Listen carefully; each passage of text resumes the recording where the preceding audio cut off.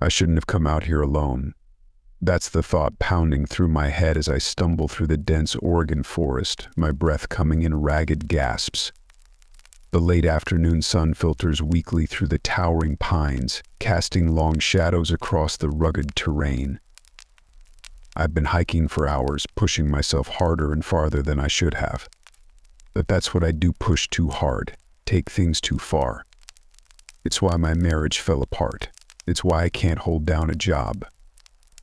It's why I'm out here in the middle of goddamn nowhere, running from my demons. My name is Jack Torrance. I'm 35 years old, and I'm a recovering alcoholic. 6 months sober now. 6 long, miserable months of Alcoholics Anonymous meetings and sponsored check-ins and white-knuckling my way through each day without a drink. My therapist suggested I take up hiking to help clear my head. Embrace the solitude, she said. Reconnect with nature. What a crock of shit. I'd much rather be reconnecting with a bottle of Jack, but I promised Wendy I'd stay clean. For Danny's sake, if nothing else. I may be a shit husband, but I'm trying to be a halfway decent father, even if I only get to see the kid every other weekend now. So here I am, trudging through Mt. Hood National Forest like some dollar store Jack London wannabe, telling myself that each step is bringing me closer to what? Redemption? Peace? A marketable story idea? I'm a writer. Or at least I used to be. Back when the booze flowed freely and the words came easy. These days I can barely string 2 coherent sentences together. I pause to catch my breath, leaning against the rough bark of a massive Douglas fir. The forest is eerily quiet, no birds singing, no squirrels chattering, just the soft whisper of wind through the trees and the pounding of my own heart. I take a swig from my canteen, grimacing at the metallic taste of the warm water. What I wouldn't give for an ice-cold beer right about now. No, I can't go down that road. 1 drink is too many, and 1,000 is never enough. I know where that path leads. I've been down it before, and it nearly destroyed me, nearly destroyed my family. I shake my head to clear it, and check my watch. Christ. It's later than I thought. The sun will be setting soon, and I need to start heading back to the trailhead. I pull out my map, trying to get my bearings. That's when I see it, a flash of movement in my peripheral vision. I whip my head around, but there's nothing there, just trees and shadows. Get a grip, Jack. You're letting your imagination run wild again. Occupational hazard of being a writer, I suppose. Always seeing boogeymen around every corner. I start to fold up my map when something on the ground catches my eye. At first, I think it's just an oddly shaped shadow, but as I look closer, my blood runs cold. It's a footprint, a massive, human-like footprint pressed into the soft earth. I crouch down to examine it, my heart racing. The print is easily twice the size of my own foot, with 5 distinct toe impressions. The soil is still slightly damp, indicating it was made recently.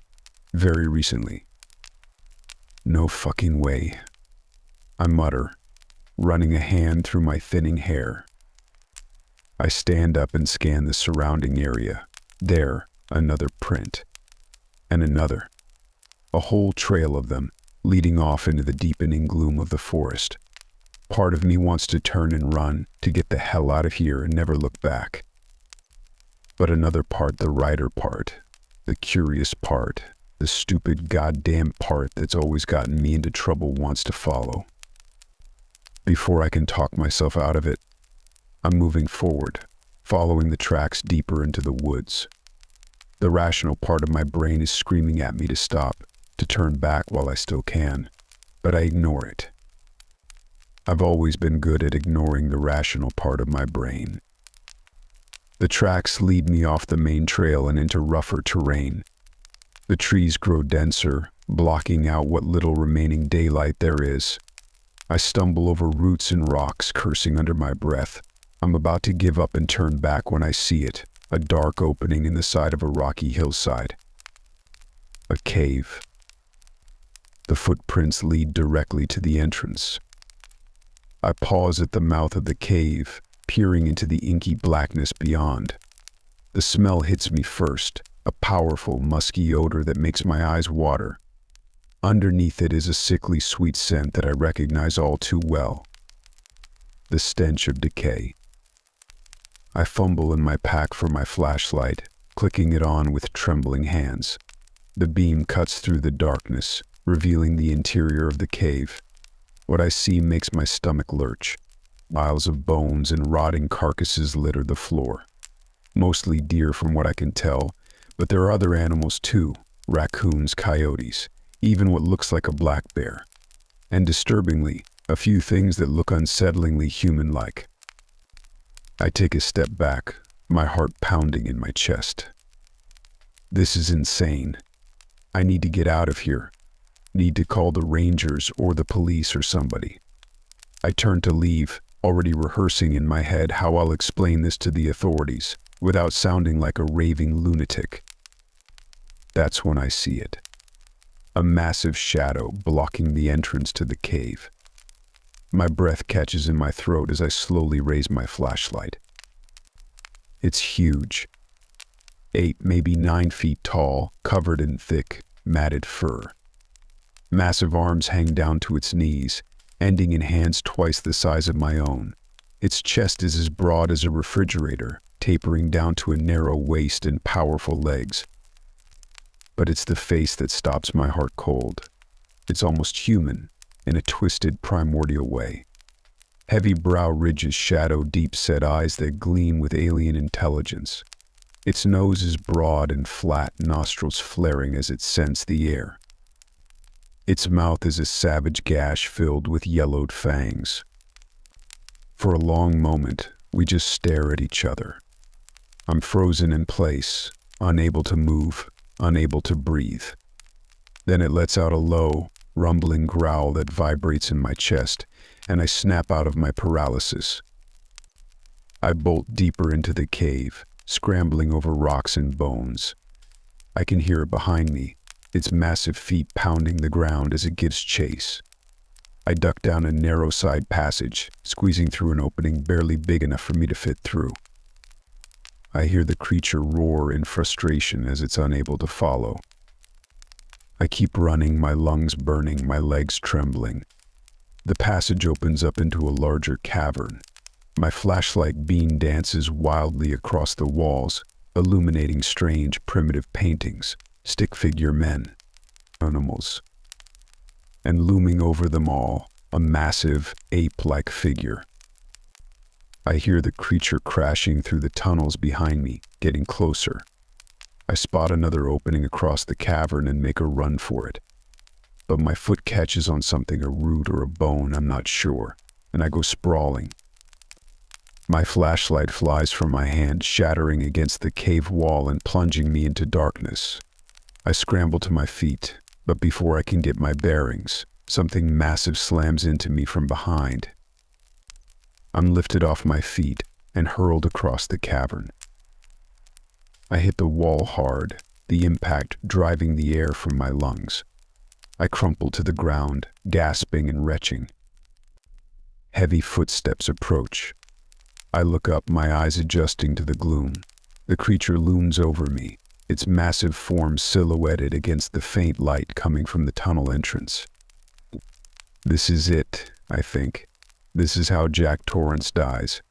Alone in a dark cave, torn apart by some prehistoric monster. What a bad cliché. The creature reaches down, its massive hand engulfing my entire shoulder. I'm lifted off the ground like I weigh nothing, brought face to face with the beast. Its hot, fetid breath washes over me as it opens its mouth, revealing rows of yellowed fangs. But instead of tearing my throat out, it does something even more terrifying. It speaks. Jack, it growls, in a voice like gravel being crushed. Jack.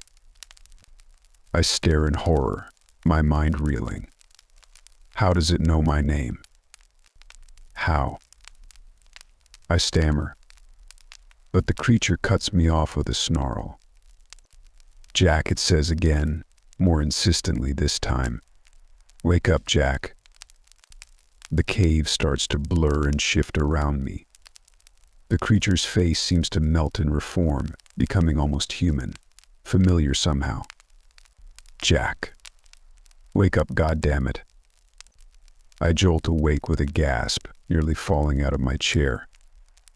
I'm in my study, slumped over my desk. Empty bottles litter the floor around me. The acrid smell of vomit fills the air. Wendy stands over me, her face a mask of anger and disappointment. Danny peers around her leg, his eyes wide with fear. Jesus Christ, Jack. Wendy says, her voice tight with barely controlled fury. You promised. You fucking promised. The realization of what's happened hits me like a punch to the gut. I've done it again. Fallen off the wagon. Hard. Wendy, I start to say, but she cuts me off. Save it, she snaps. I've heard it all before. Your excuses, your promises. I'm done, Jack. We're done. She turns and walks out, pulling Danny with her. I try to stand, to go after them, but the room spins and I collapse back into my chair. Wait, I call weakly. Please. But they're already gone. I can hear the front door slam, then the sound of Wendy's car starting up and peeling out of the driveway. I'm alone.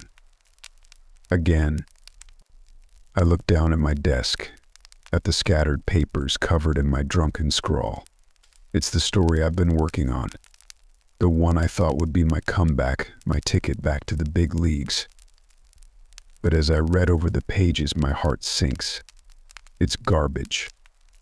Derivative, cliched garbage. A hack story about a man being chased by a monster, when the real monster was inside him all along. How fucking trite. I crumple up the pages and toss them in the trash. Then I reach for the bottle of Jack Daniels on my desk. It's almost empty, but there's enough left for one more drink.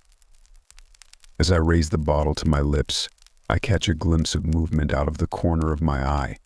I turn to look out the window, into the deepening twilight of the Portland suburbs.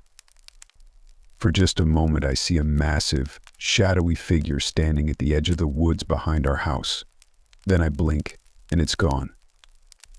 I think as I take another long pull from the bottle. Or maybe I'm just going crazy. Wouldn't be the first time. I turn back to my desk and pull out a fresh sheet of paper. Maybe I'll try writing the story again. This time from the monster's perspective. Yeah, that could work. I put pen to paper and begin to write. The creature watched from the shadows as the man stumbled through the forest. As I write, I can almost feel hot breath on the back of my neck, hear the faint sound of heavy footsteps behind me. But I don't turn around. I just keep writing, losing myself in the story, trying to outrun my demons for one more day. But deep down I know the truth. You can't outrun what's inside you. Sooner or later it always catches up. The end.